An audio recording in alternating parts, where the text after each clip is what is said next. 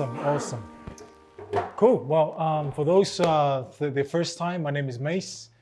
And just before we get into our conversation, this is not me, I'm not here just to give to you. I'm here to learn from you. Because that's one thing that sometimes we miss through any workshop or any event is that there is one person giving the answer.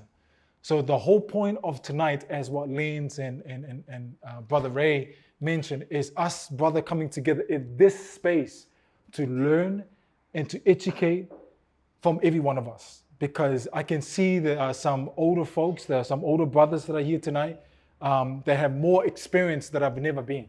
So it's good to sit here and to learn from you. But quickly, before we dive into our conversation, I want you to just turn to the person next to you and just ask 2 questions or 3 questions. What was a good thing, a positive thing that you went through today? A negative thing that we went through today? Or what did you do with it? Okay? What was the positive thing that they went through today in their day today?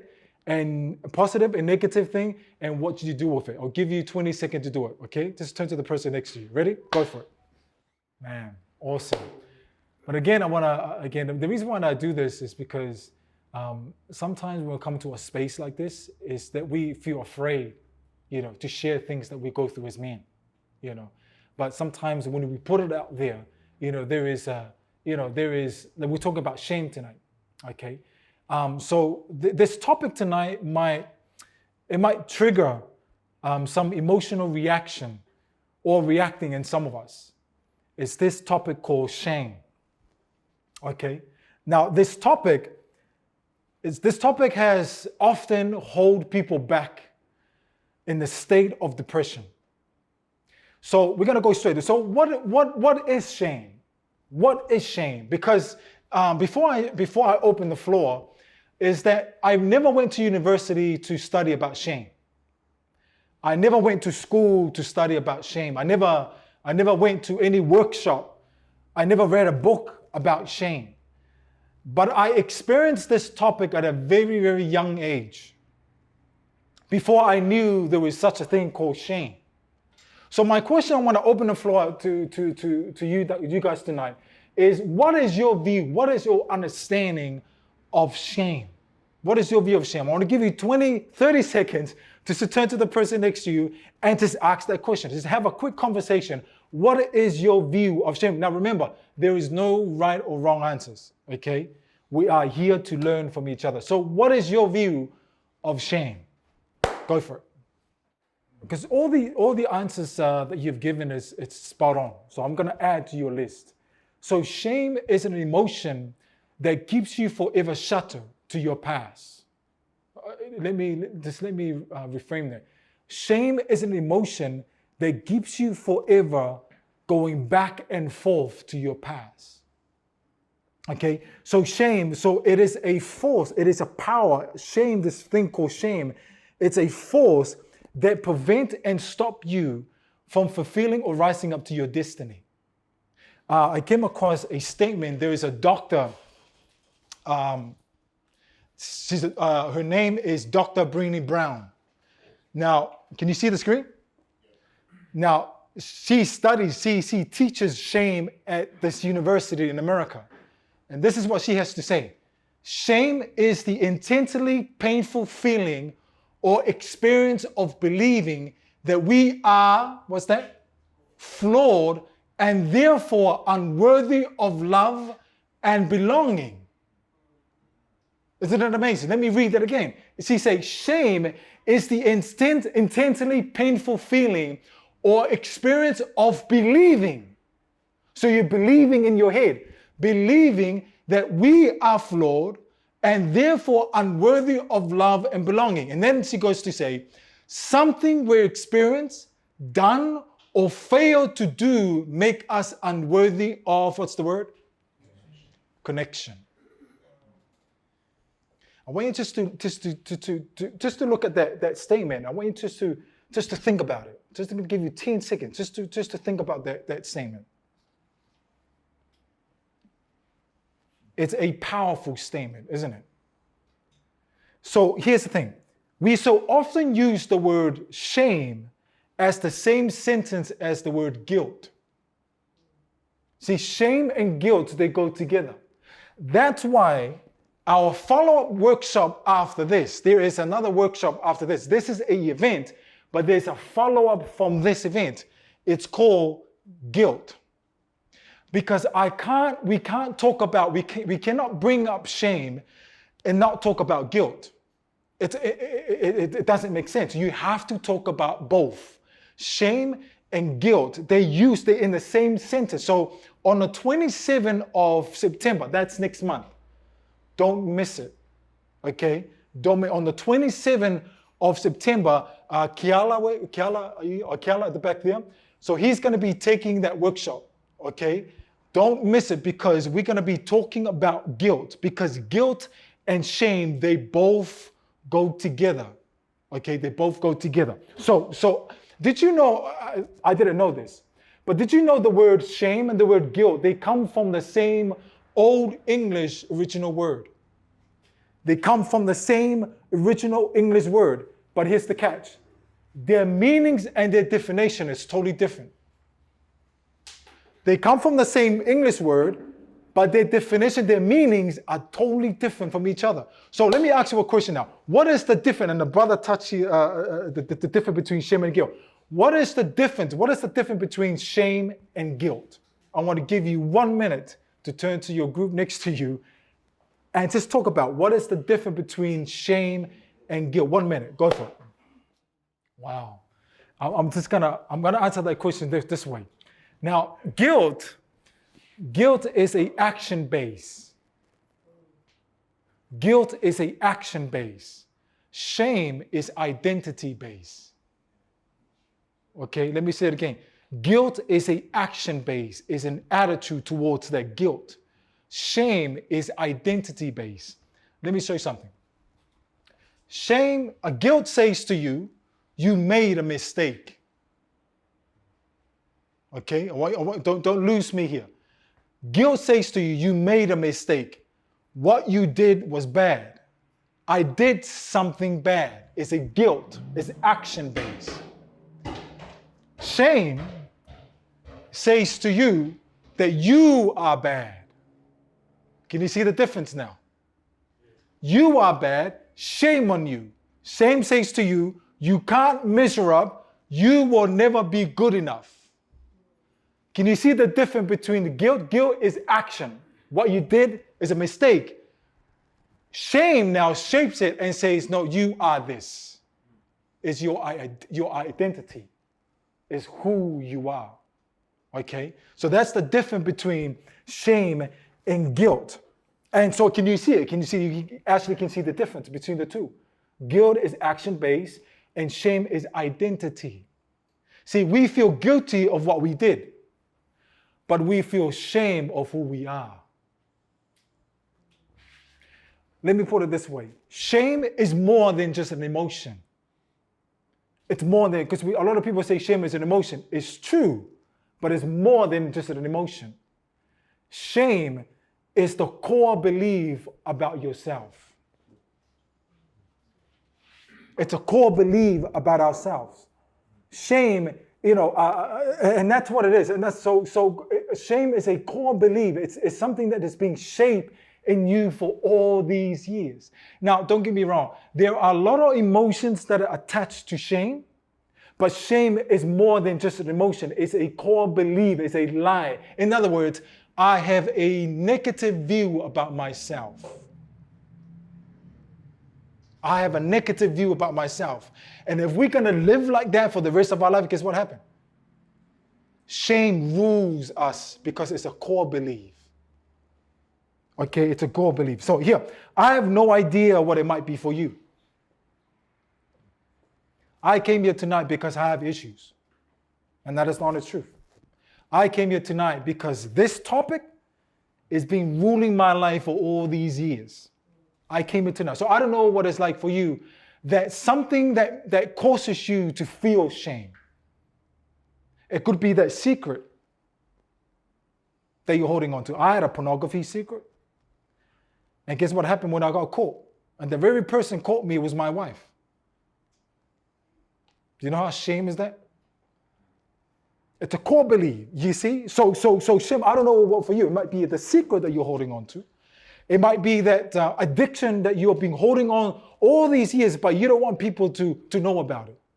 Or it might be that thing, or might be that drama that happened to you years and years and years ago. And because of what you did, you start to label yourself as I'm damaged, I'm impure, I'm dirty. And all these lies continue to whisper that and those into your head. And so what we do, we take all these lies and wrongly connect it to our identity and start living with shame-based thinking. Now here's the question. I was talking to our cameraman, I'm trying to knock this out in 30 minutes. So, okay, so because I know us men, we don't want to sit here too long and just listen to someone, okay? Now here's a question. How does this influence our lives? How does this thing called shame-based thinking influence our lives? I'm going to give you half a minute to turn to your groups and go for it, okay? Go for it. How does this influence our lives? And it's good that we're having the conversation about this topic, shame. It's because, again, we have different experiences in life, but, and it's something that we learn from each other. It help us to move forward, to maybe the next dimension of our life, So I want to share things. I want to add to your list. I only got 3, okay? So how does this influence our lives? Number 1 is that we are vulnerable to perfectionism. This is a massive one. The reason why I put this here, because this is me. I'm only talking from my experience, okay? Because I can't come here and fake to you something that I read on the book. No, I can only share to you what works for me and what I've been through. So how does it influence? See, we hide or silent shame with perfect performance. We're trying to perform, we're trying to put a perfect performance is because shame is inside of us.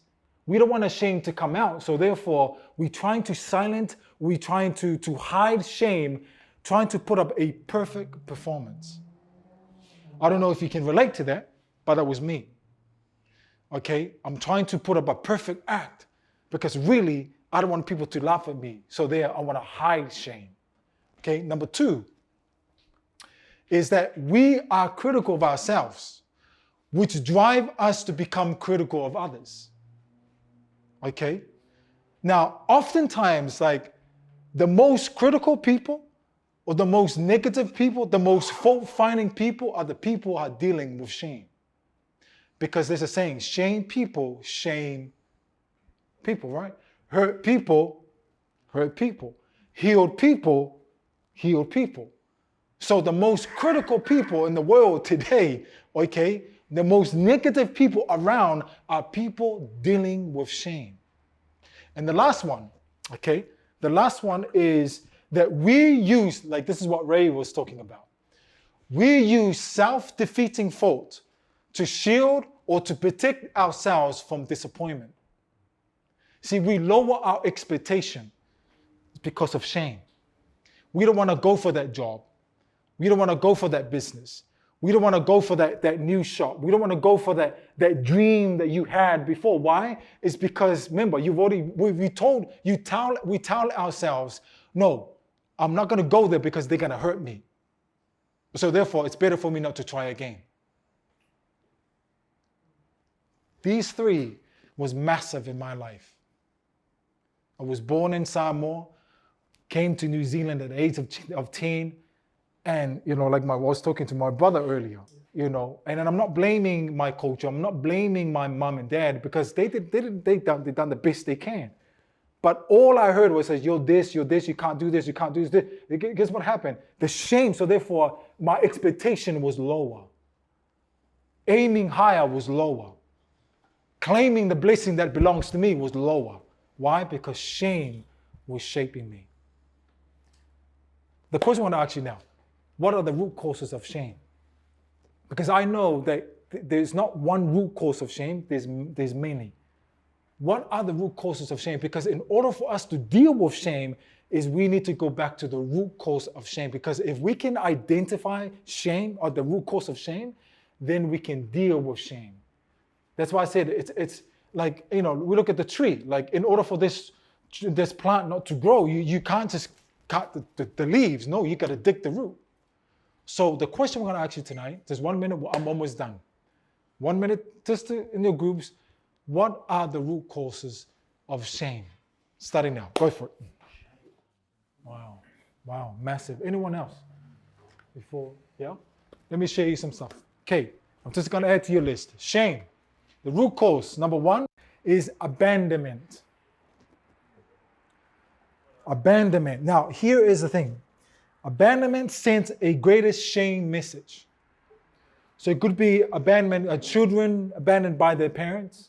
So if you think of the 2 people that brought you into this world, if you think of the 2 people, that's mom and dad, if they left you or they've, got rid of you, what's the message? What's the message to you? There's something wrong with me. There's something, if they left me, they they've never, they abandoned me, that means there's a message that comes into your head as a child. There must be something wrong with me, shame on me. Abandonment. Or it could be a husband leaving the wife, or the boyfriend leaving the girlfriend, or or the other way around. So you think to yourself, no, there must be something wrong with me then, why this person's left. Abandonment.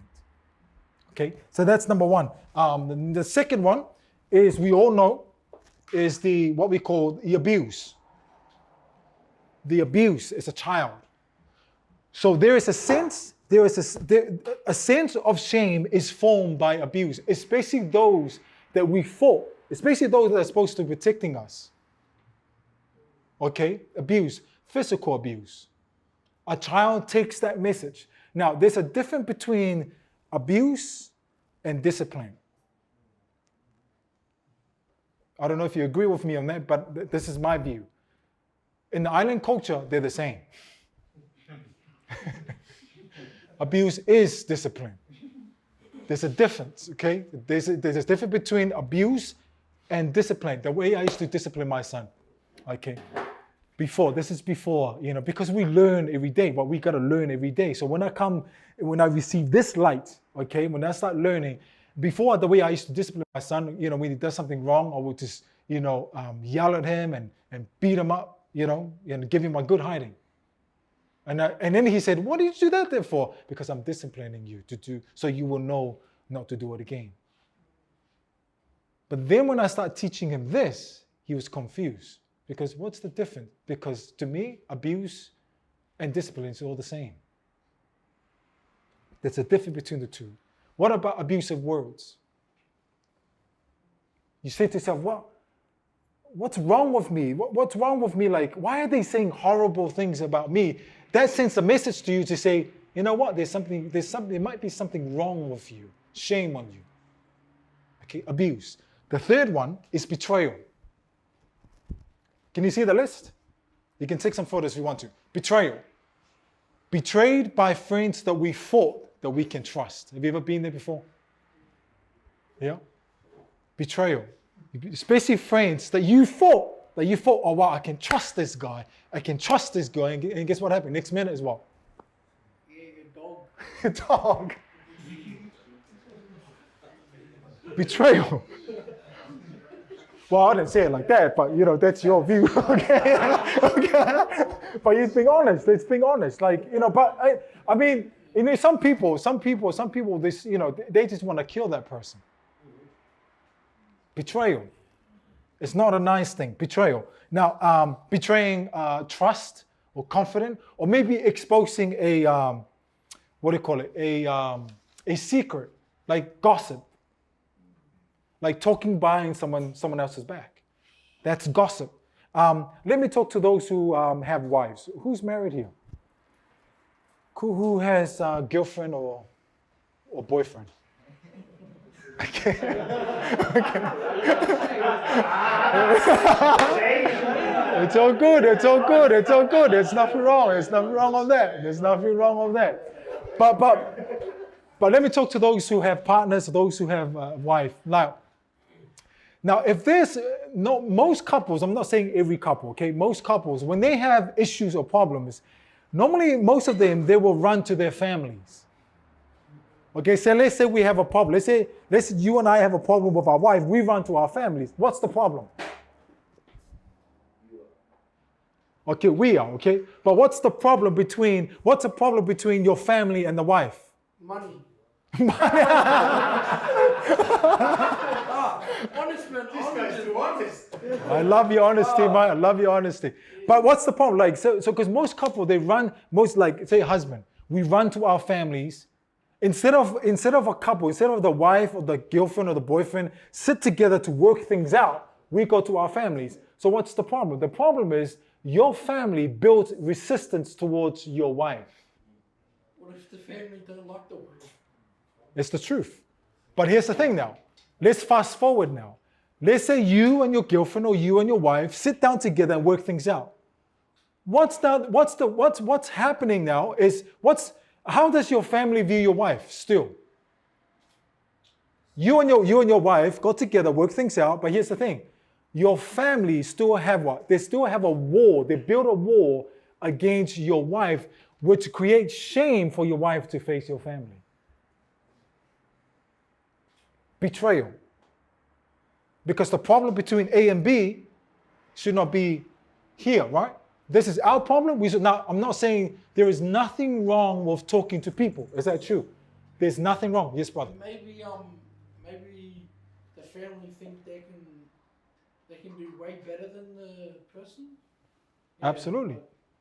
Because that's what the family will view. Well, and then we'll turn around. Why did you marry her in the first place? Yeah. Things like that. And there's a shame. The reason why I share this because I did this to my wife. And for years, I remember, I think for the first 6 years, she never went to my family. Why? Because it was my betrayal. I betrayed her. I betrayed that trust. Now, the second one, the fourth one is what we call dramatic experiences. This is coming from childhood experience. Okay? That's number 4. Then the last one is rejection. That's one of the root cause, rejection. I was, I'll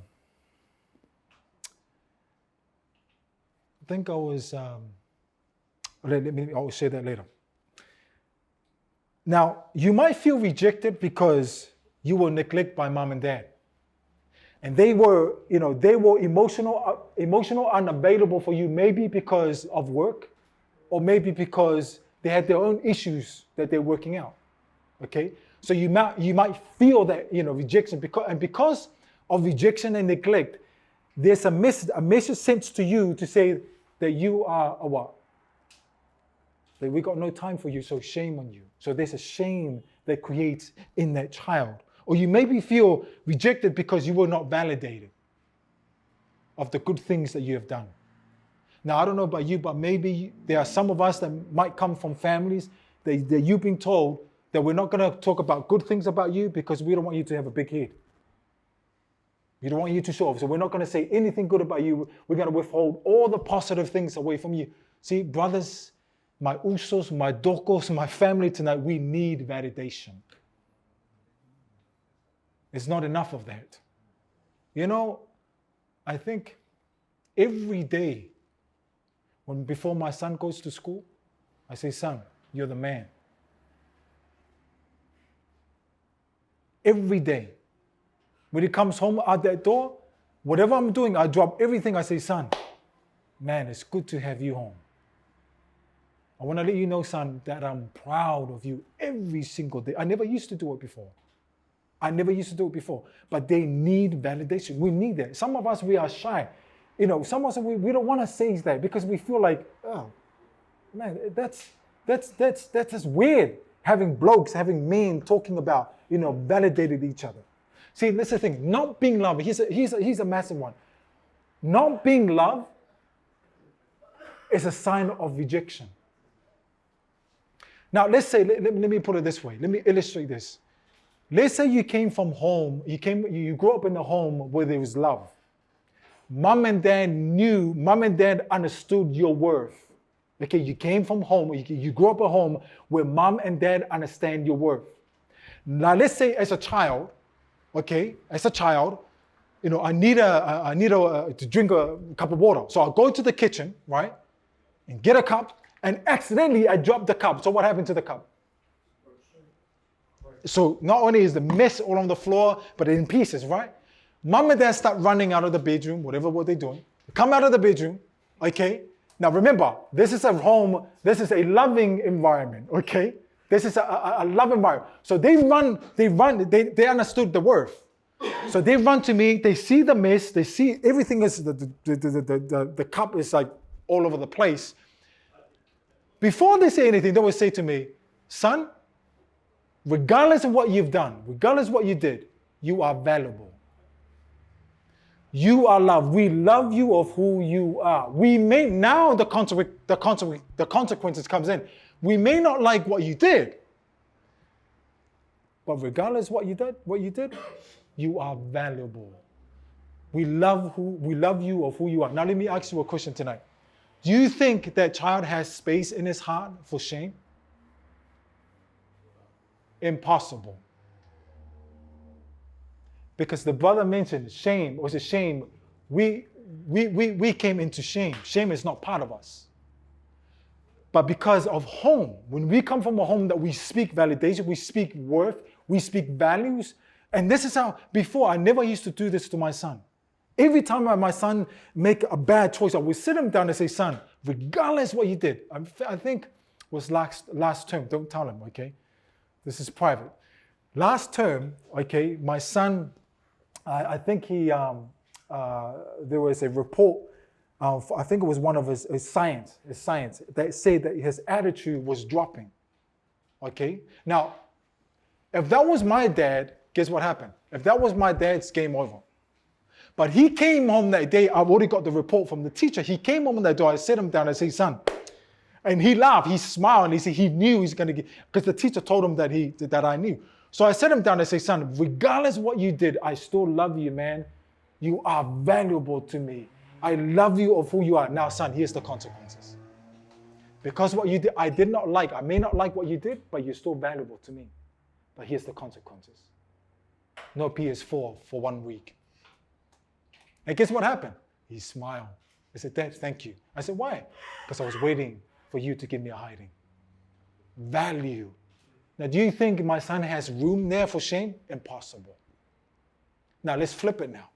Let's say you come from a complex drama family where they yell at you, where they abuse you, where they emotionally abuse you, where they verbally abuse you. And let's say same scenario. They go to the kitchen, grab the water, and the cup drop all over the place. Your parents, mom and dad runs out, and they may say something like this. What you did was wrong. What you did is bad. So therefore, you are wrong. You are bad. You're good for nothing. You can't amount to anything. Do you think there's room for that child for shame? Absolutely. Can you see the difference? Tonight, the whole purpose of tonight is reaching one person. That's why I'm going to be honest with you. I don't give a damn if one person come here tonight.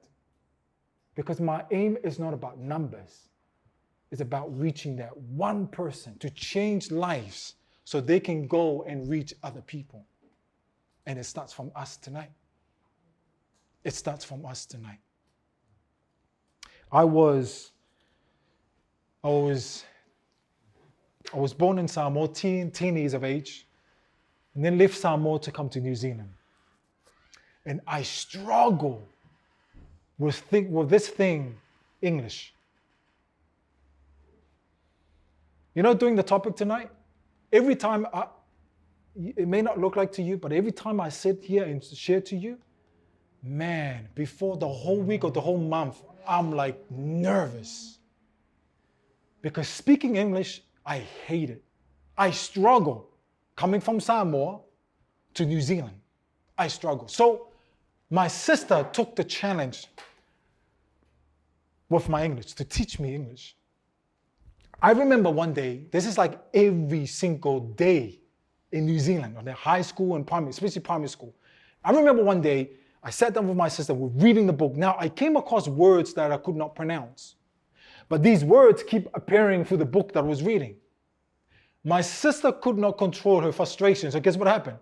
She started screaming, she started yelling, she started swearing at me, she started hitting the book, she started calling me like names like, you're dumb, you're good for nothing, you're stupid, why can't you read like your brother? You know how I took that?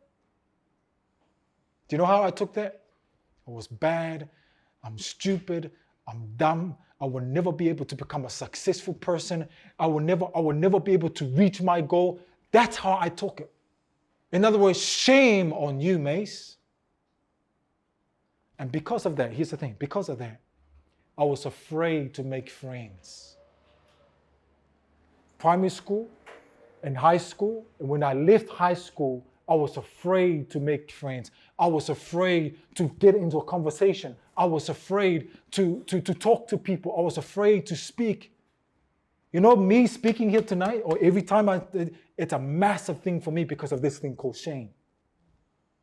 I was afraid to sit right in front of the classroom. Why? Because these thoughts are going, what happens if the teacher point me out to read something and I say a wrong word? Guess what happened? In my mind, the student's gonna laugh at me. It's gonna say I'm stupid, I'm dumb, and this kid can't read. He's just a fob.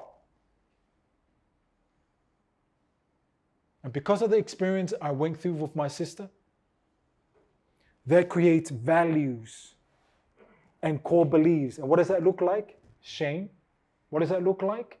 I'm bad. What does that look like? I'm stupid. What does that look like? I'm stupid. I'm dumb. I'm good for nothing. I will never be able to become a successful man. But guess what happened? I'm standing here tonight to tell you that it's different now. I'm standing here because, you see, I'm not a product. I am not a product of my experience. I'm not a product of my bad experience. I'm standing here tonight to tell you I am fearfully, I am wonderfully, I am a blessing, I am a gift, I'm more than silver and gold. That's my identity. And I don't know about you. I don't know what experience you came from. I don't know what is like for you looking, or maybe you went through the same situation as me, or maybe you went through worse. But let me tell you something. You are not a victim of shame. You are fearfully, you are wonderfully, you are unique, you are a blessing, and you are a gift. You know, every time before I come here and do this, every time I sit in this chair, before I come to this shop, this is what I tell myself. Before I walk into this barber shop, I'm walking in here because these blokes, my brothers here, are receiving the gift. And who's the gift? Me. Am I ashamed to say that? No. Because I wasn't born into shame. I wasn't born with shame. I wired shame into me. And if I wired shame into me, I can wire it back out. But the choice is yours to make. Especially my young brothers that are here today. I don't know. If you look around here, you have fathers, you have uncles, you have, friends that are older than you. But guess what? There's one thing that we all have in common. We wish that we had this talk at your age. Because I didn't. I could be rich by now. I mean, I'm not talking about, it's not about money or anything. I could be this person, it could be that person, it could be aiming higher, but because of the expectation of shame, guess what happened? Oh, no, I don't want to. Remember last month we talked about the mind? The old mind tells you, no, we've always done it this way. Shame is part of you. Shame, no. You want to be this person, but no. The shame draws you back and says, no. Do it this way because, you can't be a successful person because shame tells you, no, you've always done it this way. But I'm telling you, that's a lie. Stop allowing shame to be your core beliefs. Change your core beliefs. Because if we wire that in, we can wire it back out. What is your solution as we wrap this up? What do you think? How do we overcome shame? Awesome. Wow. Well said. It's a lot of gold here tonight. Beautiful. I'm just going to share 3 things. Step number 1, acknowledge your shame. This is what works for me. It may not work for you. Acknowledge your shame. Talk to yourself like you will talk to someone you love. I wouldn't say to my son, "What did you do that, you stupid? What were you thinking?" I wouldn't say that to my son. But you talk to someone, talk to yourself like, acknowledge your shame, but talk to yourself like you're talking to someone that you love. 2, reach out to someone that you can trust about shame. Talk to people that you know that you can trust. I know it's hard to find that, but I guarantee there's somebody out there that you know that will sit, they know that you are not perfect, but they will listen to you, but they will love you for who you are. Last point, tell your story. Shame cannot survive when you share your story. Okay? It's like cancer cell. Cancer cell cannot survive in alkaline body. It's the same with shame. Tell your story, because shame cannot survive when you start talking. Here's the thing. The less we talk about shame, the more power it has over our lives. So when we don't talk about shame, guess what happened? Shame still rule. But the more we share our stories, guess what happened? Shame starts fading away, and eventually it doesn't hold you no longer. There's going to be memory, of course, but you say to yourself, you know what? No, it's no more. It's not a part of me. Boys, tonight, thank you so much for your time. If you have any questions, if someone's sitting in here that is dealing, tonight I have no time to go through the process of healing shame. I'm just giving you the education of shame. But if you want to talk to somebody about what you're going through right now, you can speak. Lance, he's here. Okay? He's been through a lot too. You can share to him. If you're uncomfortable with him, there's Ray. Okay? Not only Ray, there is Kiala at the back there. You can talk to me. Okay? You can talk to people that have been sharing today. You can talk to Nick. But if you feel uncomfortable talking to us, there's always help out there. We have a local city council website that you can go and find. You have Joe, Black Butterfly. It's not enough of us. But the reason why there's not enough is because we're not putting up our hand and said, hey, I need to deal with this. You have to make a choice tonight. That's it for me. God bless.